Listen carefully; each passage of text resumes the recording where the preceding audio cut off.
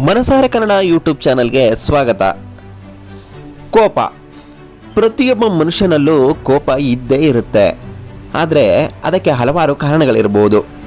ಈ ಕೋಪ ಹೇಗೆ ಬರುತ್ತೆ ಮತ್ತು ಈ ಕೋಪನ ನಿಯಂತ್ರಿಸೋದು ಹೇಗೆ ಅನ್ನೋದನ್ನು ನೋಡೋಣ.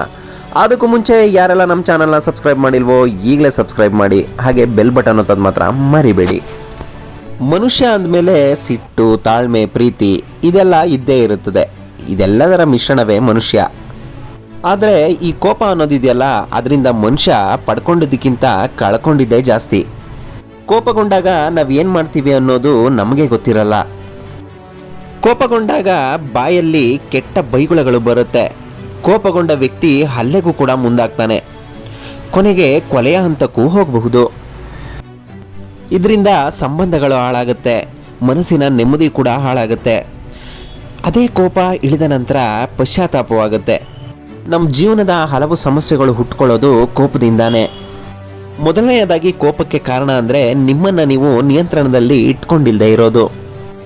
ನಿಮ್ಮ ಮನಸ್ಸು ಮತ್ತು ಭಾವನೆಗಳ ನಿಯಂತ್ರಣ ಇಲ್ಲದೆ ಇದ್ದಾಗ ಕೋಪ ಬರುತ್ತೆ. ನಮ್ಮನ್ನು ನಾವು ಕಂಟ್ರೋಲ್ ಮಾಡುವ ಶಕ್ತಿ ನಮಗೆ ಇಲ್ಲ ಅಂತಂದರೆ ನಾವು ವೀಕ್ ಇದ್ದೀವಿ ಅಂತ ಅರ್ಥ. ಕೋಪಕ್ಕೆ ಕಾರಣವೇ ನಮ್ಮ ಮುಟ್ಟಾಳತನ ಅಂತ ಹೇಳ್ಬೋದು.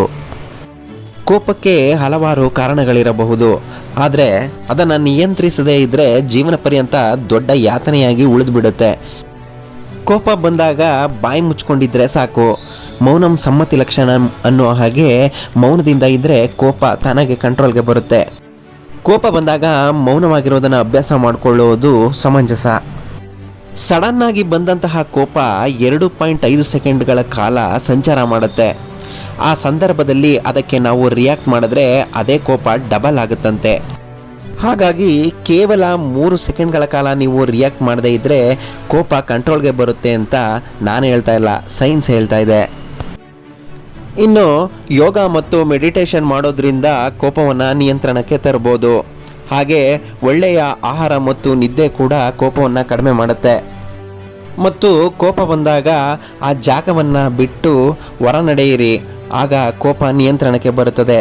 ಇದು ಕೂಡ ಒಂದು ಕೋಪ ನಿಯಂತ್ರಿಸುವ ಅಸ್ತ್ರ. 1ರಿಂದ 10ರವರೆಗಿನ ಸಂಖ್ಯೆಯನ್ನು ಉಲ್ಟಾ ಕೌಂಟ್ ಮಾಡೋದ್ರಿಂದ ಕೂಡ ಆ ಸಂದರ್ಭದ ಕೋಪವನ್ನು ನಿಯಂತ್ರಿಸಿಕೊಳ್ಬಹುದು. ಮತ್ತು ಆ ಸಂದರ್ಭದಲ್ಲಿ ತಮ್ಮ 2 ಕೈಗಳನ್ನು ಹಿಂದೆ ಕಟ್ಟಿಕೊಂಡು ಕಣ್ಣು ಮುಚ್ಚಿಕೊಂಡ್ರೆ 2 ಸೆಕೆಂಡ್ಗಳಲ್ಲಿ ಕೋಪ ನಿಯಂತ್ರಣಕ್ಕೆ ಬರುತ್ತದೆ. ವಿಡಿಯೋ ಇಷ್ಟ ಆಗಿದ್ರೆ ಲೈಕ್ ಮಾಡಿ, ಸಬ್ಸ್ಕ್ರೈಬ್ ಮಾಡಿ ಅಂತ ಹೇಳ್ತಾ ಮುಂದಿನ ವಿಡಿಯೋದೊಂದಿಗೆ ಮತ್ತೆ ಭೇಟಿಯಾಗ್ತೀನಿ. ಅಲ್ಲಿಯವರೆಗೂ ಧನ್ಯವಾದಗಳು.